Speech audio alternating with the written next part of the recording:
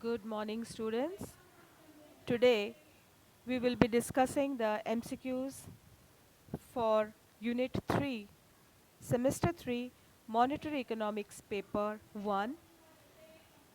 This unit is based on money market, monetary policy, and fiscal policy. We will be doing this video in two parts, of which today we'll be giving MCQs in the first part, which will be mainly based on money market and monetary policy. So without wasting any time, let's move ahead. The first question is, first of all, what is money market? तो money market क्या होता है या मुद्रा बाजार एक क्या होता है? मुद्रा बाजार it is a place where short-term securities are traded on a large scale. तो यहाँ पर कोई एक पर्टिकुलर एरिया निश्चित क्षेत्र नहीं होता है. सो क्योंकि यहाँ पर जो शॉर्ट टर्म सिक्योरिटीज ट्रेड होती है वो फिक्स्ड इनकम बेरिंग है. यहाँ पर रिटर्न्स लेस होते हैं, रिटर्न्स कम होते हैं, लेकिन ड्यूरेशन भी कम होने की वजह से इसमें सेफ्टी ज़्यादा होती है. So this is the first question that there is more safety and less return in the money market, which is true. Now this can also come as a fill in the blank. There is more dash and less dash in the money market. There is always more safety and less of return in the money market. तो मुद्रा बाजार में लाभ कम एवं उत्पन्न उत्पन्न या लाभ कम होता है और सुरक्षा अधिक होती है. तो इसका जवाब है सत्य या सही. यही फिल इन द ब्लैंक के लिए भी आ सकता है, जहाँ पे आपका क्वेश्चन होगा फिर कि मुद्रा बाजार में डैश लाभ कम अधिक एवं डैश सुरक्षा कम अधिक, या इसके अलावा मुद्रा बाजार में कम डैश एवं अधिक डैश होती है. तो कम लाभ और अधिक सुरक्षा. सेकेंड क्वेश्चन है, money market is not confined to any particular area. मुद्रा बाजार का कोई निश्चित क्षेत्र नहीं होता है, which is true. Next question है, short term instruments. Always it is short term instruments that are traded in the money market. Short term means having a maturity period of less than 1 year, between few days to 1 year. उन्हें हम कहते हैं short term instruments.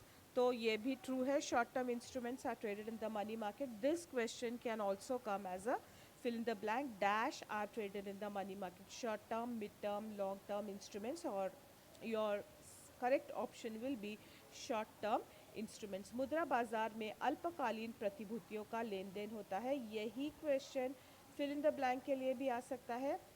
ये अगर एक कथन के रूप में आता है तो ये सत्य है, मुद्रा बाजार में अल्पकालीन प्रतिभूतियों का लेन देन होता है. यदि ये fill in the blank type में आता है तो option fill in the blanks यहाँ पे होगी, मुद्रा बाजार में डैश प्रतिभूतियों का लेन देन होता है. तो यहाँ पर आप सही कर ऑप्शन रहेगा आपका अल्पकालीन. बाकी ऑप्शंस आपके हो सकते हैं दीर्घकालीन, मध्यकालीन, इस तरह से. Next question is, money market caters to short term borrowing need of participants. As a statement, this is true. This can also be as a fill in the blank, which will be money market caters to dash need of participant, या dash borrowing need of participant, in which case your answer will be short term. Your options will be short term, mid term और long term. मुद्रा बाजार ऋण लेने वाले की अल्पकालीन ज़रूरतों को पूरा करता है.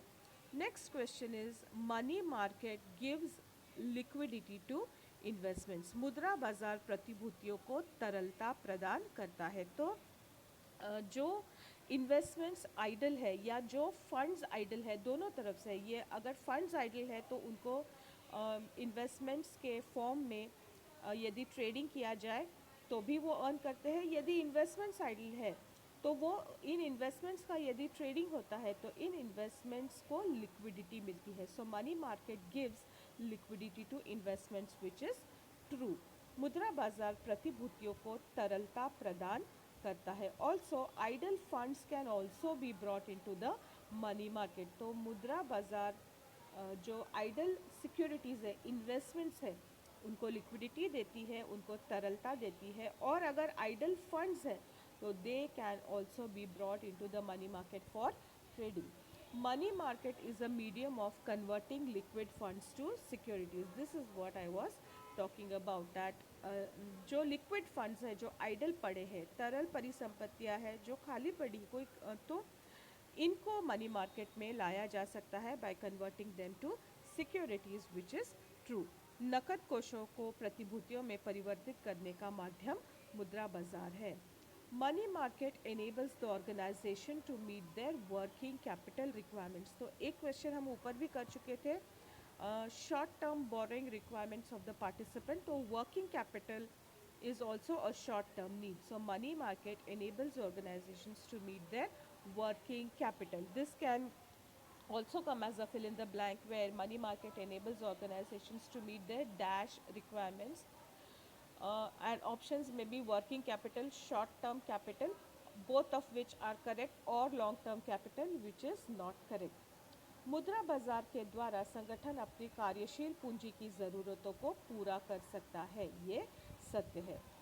Which of the following are instruments of the money market. अब नीचे आपको इंस्ट्रूमेंट्स दिए हैं, मनी मार्केट के उपकरण दिए हैं. Commercial bill is an instrument of the money market.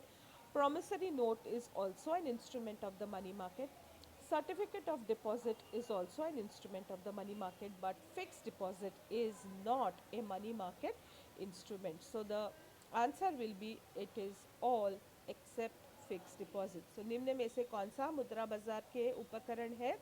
व्यापारिक बिल मुद्रा बाजार का उपकरण है, प्रतिज्ञा पत्र है, जमा पत्र है, फिक्स्ड डिपॉजिट नहीं है. तो ये है.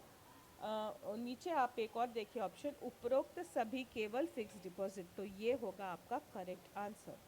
Only banks can issue certificate of deposit. केवल बैंक ही जमा प्रमाण पत्र जारी कर सकती है, विच इज़ ट्रू. ये सत्य है.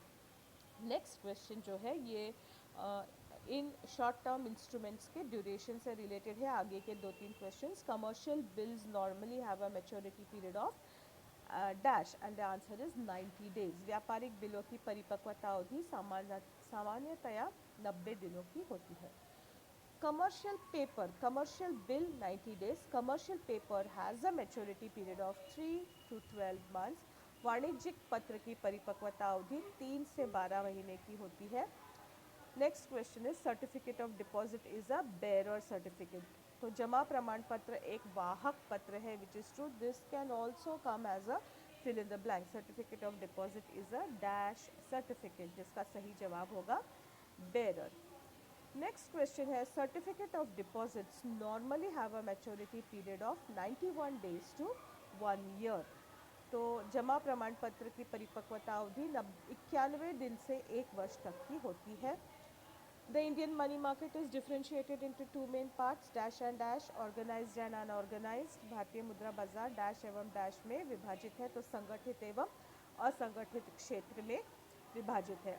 असंगठित क्षेत्र अनऑर्गेनाइज सेक्टर में आते हैं money lenders and local bankers, which is true. This can also come as a fill in the blank. The unorganized sector consists of dash. Your options can be money lenders, which will be correct, local bankers, which will again be correct, RBI and SBI, which will be incorrect because they belong to the organized sector. तो असंगठित क्षेत्र में साहूकार एवं स्वदेशी banker होते हैं. The organised sector, अब हम देखते हैं कि ऑर्गेनाइज सेक्टर में कौन कौन होते हैं. The organised sector consist of the RBI, SBI, nationalised banks, private joint stock banks and exchange banks. This can also come as like this. The organized sector consists of does not consist of which. Your options can be RBI, SBI, money lenders and nationalized banks, in which case your correct answer will be money lenders, because money lenders belong to the unorganized sector.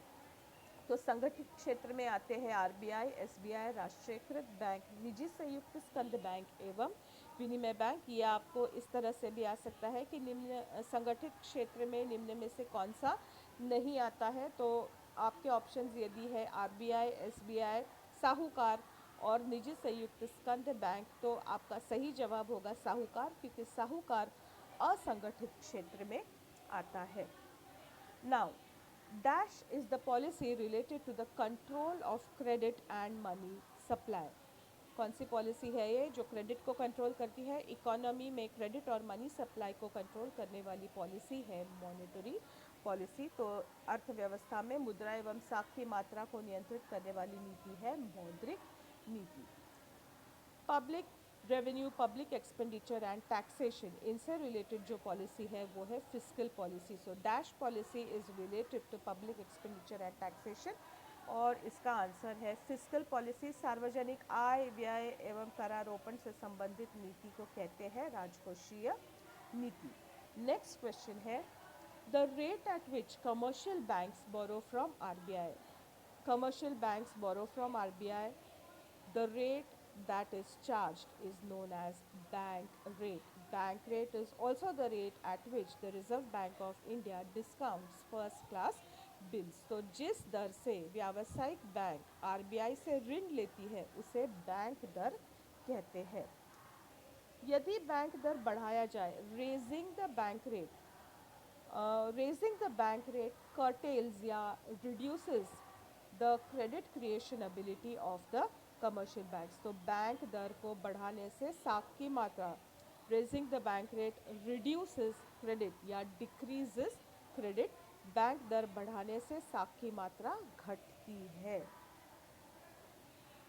Next question is increasing CRR. CRR है cash reserve ratio. इस ratio को बढ़ाने से commercial banks के पास जो लेंडेबल amount है वो कम हो जाता है, इसलिए increasing CRR reduces the amount of money that commercial banks can lend and it will also reduce the volume of credit that they can create. So increasing CRR reduces the amount of money commercial banks can lend. Your options can be increases, decreases or whatever. Next question is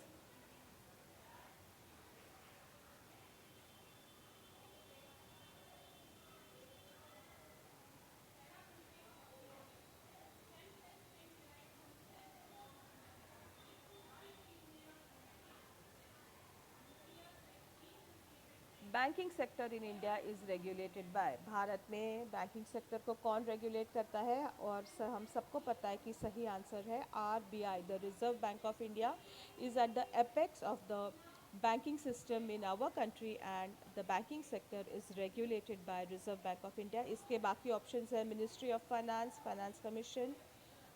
the correct answer is RBI. Banking में क्षेत्र का नियमन करने वाला भारत में कौन है? वो है RBI.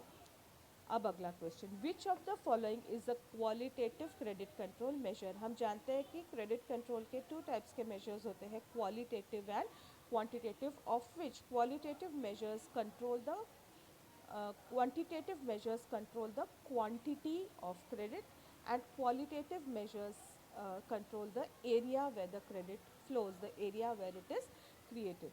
Now which of the following is a qualitative credit control measure। हमसे पूछा है कि qualitative credit control measure कौन सा है। तो क्वालिटेटिव क्रेडिट कंट्रोल मेजर इसमें से यदि हम देखें तो बैंक रेट, सीआरआर और ओपन मार्केट ऑपरेशंस, ये तीनों ही क्वांटिटेटिव है और रेशनिंग ऑफ क्रेडिट ये क्वालिटेटिव मेजर है। So the answer is rationing of credit is a qualitative credit control measure. निम्न में से कौन सा परिमाणात्मक साख नियंत्रण नहीं है? परिमाणात्मक, परिमाण मात्रा से रिलेटेड, निम्न में से कौन सा परिमाणात्मक नहीं है? तो हमको पता है कि बैंक दर, नकद कोष अनुपात, खुले बाजार की नीतियाँ, ये सभी परिमाणात्मक है और केवल साख की राशनिंग जो है वो गुणात्मक है। और क्वेश्चन क्या है? परिमाणात्मक नहीं है, तो साख की राशनिंग आपका सही जवाब है। Next question is bank rate is the rate at which RBI, ये हम पहले भी बात कर चुके हैं, the commercial banks borrow from RBI and also it is the rate at which the RBI discounts first class bills. बाकी के ऑप्शंस है आपके, rate charge by banks on loans, rate of interest और नन ऑफ द अबव। तो bank दर वह दर है जिस पर आरबीआई प्रथम श्रेणी के बिलों को भुनाती है। नेक्स्ट क्वेश्चन जो है ये this is in the context of the Reserve Bank of India. Which of the following is true for RBI? RBI is the banker to the government, which is true. RBI is the banker's bank, which is also true. RBI controls credit in the economy, which is also true. RBI has the power, the bank rate, CRR, SLR, all these are the instruments through which the RBI is going to control the volume of credit in the economy, and it controls money supply in the economy. So हम देखते हैं कि ये चारों ही सही जवाब है. So all of the above are true. Exam में आपको 5 ऑप्शंस नॉर्मली नहीं आएंगे, आपको केवल 4 ऑप्शंस आएंगे, but we are this is a kind of a revision of what we have already studied. That is why you will see that I am including all the things that are related to that particular topic. अब RBI के संदर्भ में निम्न में से कौन सा कथन सत्य है? ये सरकार की बैंक है, हाँ ये है. यह साख की मात्रा को नियंत्रित करती है, हाँ करती है. यह मुद्रा की मात्रा को नियंत्रित करती है, हाँ करती है. उपरोक्त सभी सत्य है, जो सही जवाब है. Next question is fiscal policy is formulated by. जो फिस्कल पॉलिसी है उसे कौन बनाता है? After by there will be dash dash dash. Your options are Finance Ministry, RBI, SEBI and Planning Commission, of which the correct option is Finance Ministry. Fiscal policy Finance Ministry द्वारा बनाई जाती है. Fiscal policy is formulated by dash dash dash. ये fill in the blank है और इसका सही जवाब है Finance Ministry. राजकोषीय नीति वित्त मंत्रालय द्वारा बनाई जाती है.